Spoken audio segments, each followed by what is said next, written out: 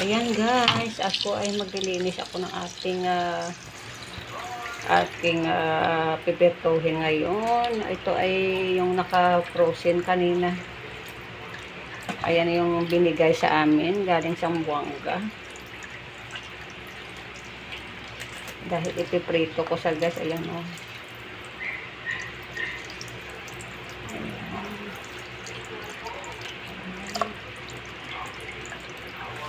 Masarap din ito i-gawing paksiw kasi malaman siya.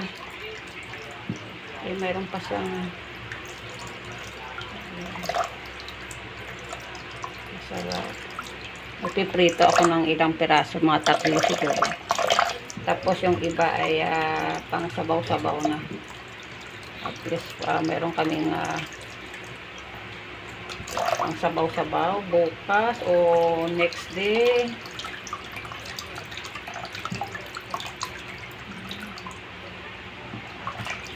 Ang lalaki nila, ang lalaki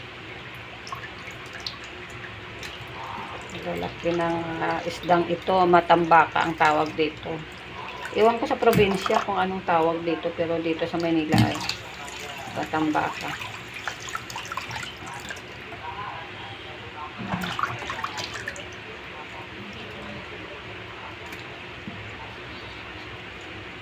Ito yung mga hasang niya, ibibigay ko din sa aso, lulutuin ko. Doon yung aso namin sa labas. Para hindi mag-ano. Dalawang luto din namin itong isang nakabalot, naka-frozen. Ang kilo nito guys sa palengke ay nasa 300 plus. 400 plus. So at least meron tayong libreng nagbigay sa atin.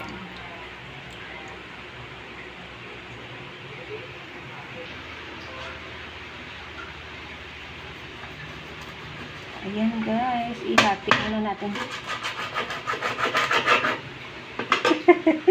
Ihati muna natin ito sa dahon. Ayan, para meron tayong kasi masyadong malaki.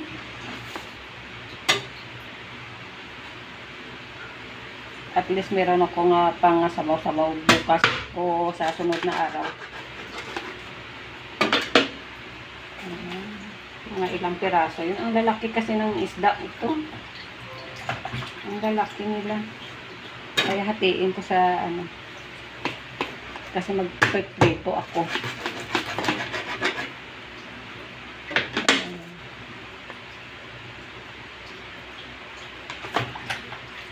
Tapos itong apat ay ito ay lagay ko muna sa ref kasi yung mayroong apat.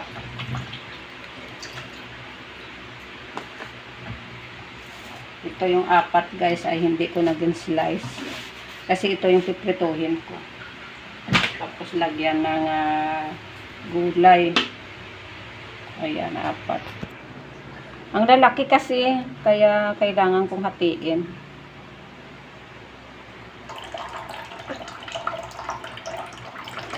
Stop na.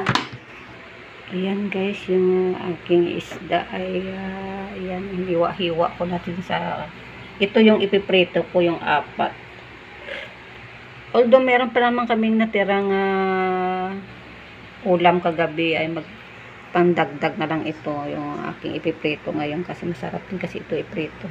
Ito yung kalahati hinati ko na kasi bukas o sunod na araw ay dagyan ko naman ito ng ng gulay. Ayan, o kaya paksiw.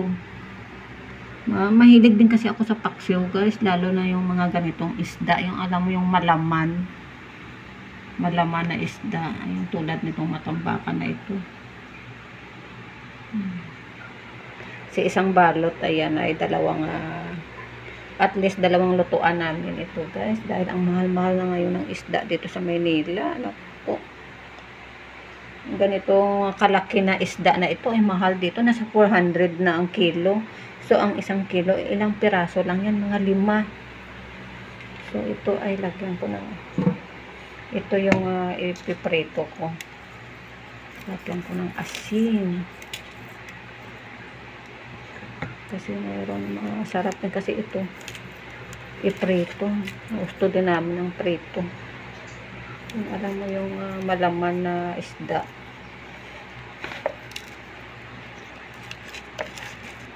Mahilig din kasi yung mga bata sa prito na isda. Ganitong isda. Malaman o kaya malaking galunggong. Mahilig ko rin yun. Crispy.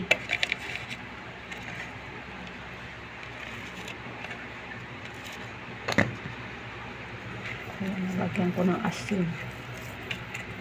Kasi ipiprito ko ito guys maya-maya. Kaya abangan nyo. Kasi gagawin ko naman itong premiere para meron naman akong premiere ngayong araw. Puro na lang isda. Puro na lang isda ang aking premiere.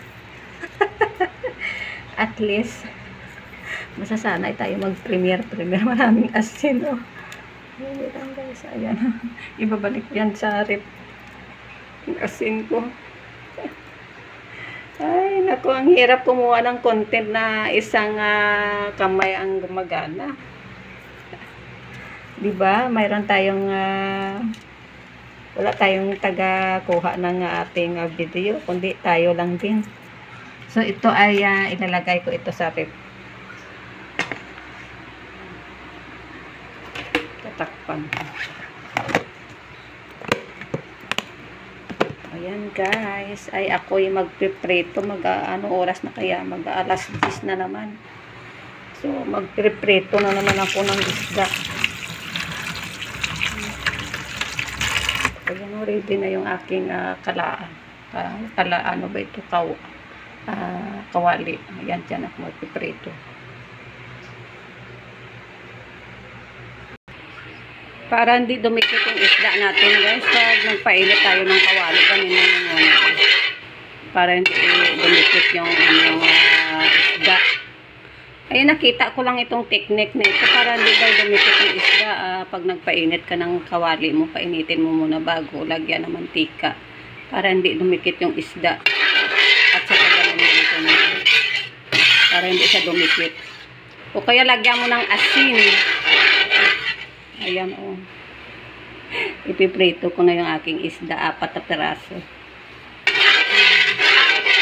Ginaganyan ko yung aking kawali. Alam mo kung bakit, para hindi lang din magdikit. Kasi alam mo yung prito natin, dumidikit. Kahit mainit na yung mantika, pero dumidikit sa ganitong kawali. Sa ganitong kawali, dumidikit kasi ang isda.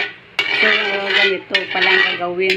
Yan ay nakita ko naman sa mga, alam mo na yung mga expert cook. Mga expert cook dyan ay ganito pala. Para hindi dumikit yung isda. Ayan, mga nanonood ng mga master cook dyan. Pasensya na kayo sa aking vlog. Nagpiprito ng isda.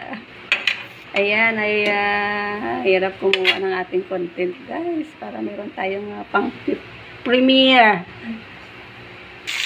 Ayan guys, ang aking prito. Ayan, itatay ko na siya. Ayan. Tumatalsik. Saka ito naman yung yan kanina, ilagyan ko ito ng tubig.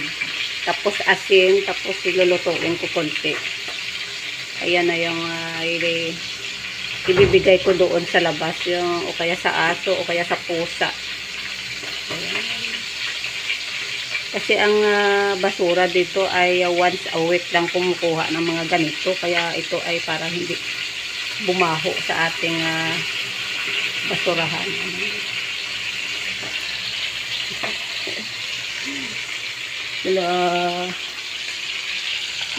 Hindi masayang makain pa ng pusa. Ay, ang ating na prito yan. Sige guys, prito-prito muna tayo. Ayan guys, ang ganda ng pagka-prito ko. Hindi nga sa dumikit. Yung ganyan technique, technique sa pag-piprito ng isda. Mga ganitong kawali na ano ba tawag nito?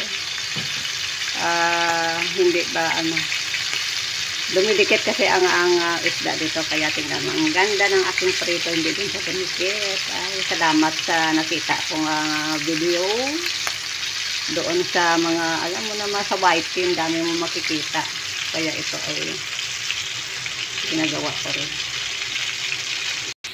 Ayan guys, ang prito ko, tingnan mo ang ganda na pagka-prito niya. Wala lang siyang breading mix, kasi pag mayroon akong breading mix ay nilalagyan ko yan. So mas mabuti yung wala ang breading mix, alam mo yung feel na feel mo yung isda. Ayan, kagabi yung aming ulam ay iinitin lang namin ito kasi natira ito last night. Bangos ito guys, yung ulam ko na natira. Ay, tapos ito yung kahapon na paksiw, ipiprito ko rin ito kasi sayang din.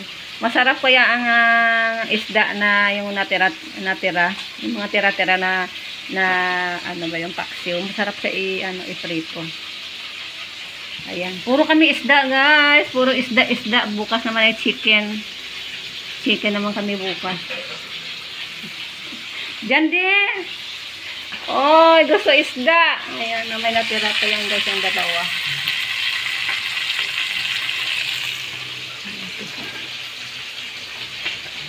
Aking anak naghuhugas ng pinggan. Meron akong dishwasher guys, pag pag nagluluto, yung kanin namin ngayon. Pag nagluluto kami ay meron akong dishwasher.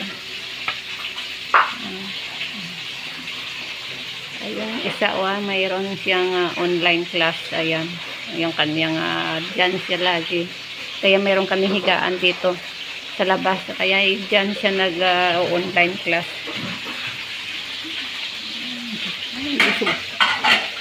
Dishwasher ko yan. Ayan.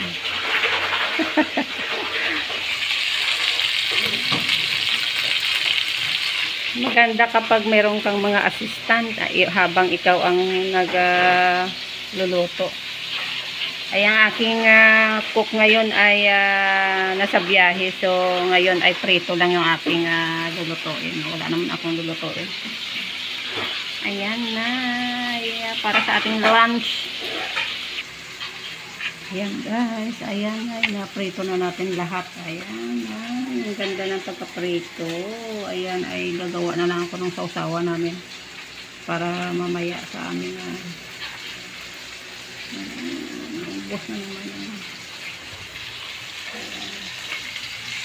Ayan yung paksiw to guys, pinirito ko muna yung paksiw. Ayan ay gusto-gusto ng aking anak, kaya yung paksiw na yan, tapos ipiprito daw. Ayan guys, done prito. Ayan ay hintay na lang kami, mamaya pa kami kakain mga 11:30 bago mag 12. Ayan guys, thank you for watching. Gagawin ko ito premiere para meron naman akong premiere sa pagluluto. Thank you for watching. Don't forget to subscribe Pinkay TV. Thank you sa inyong lahat na laging nagsusupport sa aking content dyan. Thanks guys. Ayan, ready to eat na yan mamaya. Ayan oh. Dami namin kanin. Bye! Thank you for watching.